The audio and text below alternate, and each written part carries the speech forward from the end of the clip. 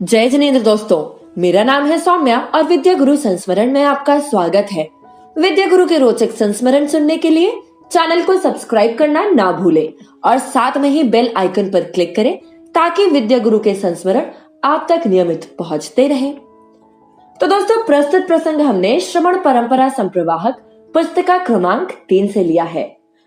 तो बात सन 1980 की है, जब आचार्य भगवंत का प्रवास सिद्ध क्षेत्र नैनागिरी मध्य प्रदेश में चल रहा था। तो एक दिन की बात है, आहार के पूर्व एक श्रावक आचार्य भगवंत की शरण में आया और अपनी गरीबी की व्यथा सुनाकर बहुत रोने लगा। और उसकी इस व्यथा को सुनकर आचार्य महाराज करुणा से भरकर बोले, अच्छा, इतने परेशान हो तो ऐसा करो कि थोड़ा थोड़ा दान देना शुरू कर दो।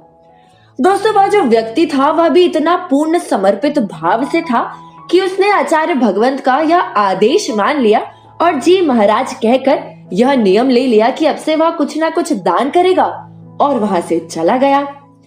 अब गुरु वचनों पर उसकी इतनी श्रद्धा कि उसने इतना भी नहीं सोचा कि गुरुवर, जब पेट में खाने के लिए रोटी नहीं है तो दान कहां से करूंगा।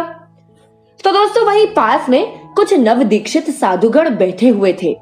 उन्हें यह देखकर बड़ा दुख हुआ कि आचार्य गुरुदेव यदि चाहते तो किसी सेठ से कुछ रुपए दिलवा सकते थे, पर उन्होंने तो दान का ही बोल दिया। तो दोपहर को जब कक्षा शुरू हुई तो महाराजों ने प्रश्नों की झड़ी सी लगा दी गुरुदेव के सामने। उन्होंने ऐसे ऐसे प्रश्न पूछे जैसे दया किस पर करनी चाहिए आदि आदि। और आचार्य भगवंत इन प्रश्नों को सुनकर बोले, आज आप लोगों को क्या हो गया है। तो एक महाराज गण बोले, गुरुदेव, आहार के पहले एक गरीब व्यक्ति आपकी शरण में आया था।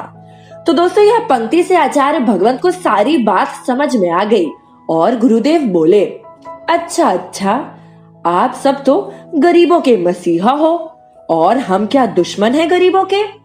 अरे, दूसरों की जेब से पैसे निकलवा कर दे तो देता, पीछे या मंत्र से गरीबी हटती होती तो आज सब गरीबों को अमीर कर देते।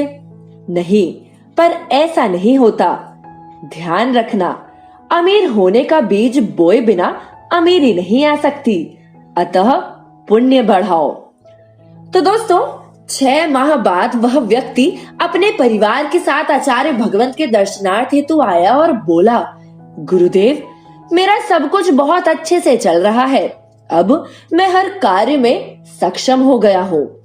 गुरुदेव, आपने बहुत बड़ा उपकार किया है मुझ पर। अब प्रतिदिन जो भी आता है मैं उसमें से अवश्य कुछ न कुछ दान करता हूँ। भले ही खाने के लिए 2 रोटी हो, लेकिन उसमें से भी एक टुकड़ा पक्षियों को अवश्य डालता हूँ।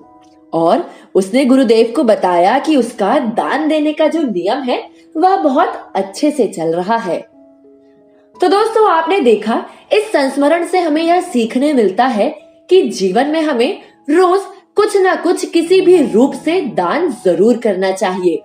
वह दान जीव दया के रूप में हो सकता है, औषधि दान हो सकती है, ज्ञान दान हो सकता है, परंतु जीवन में दान का बहुत बड़ा महत्व है और यही एक अवसर है जिससे हम अपने पुण्य को बढ़ा सकते हैं।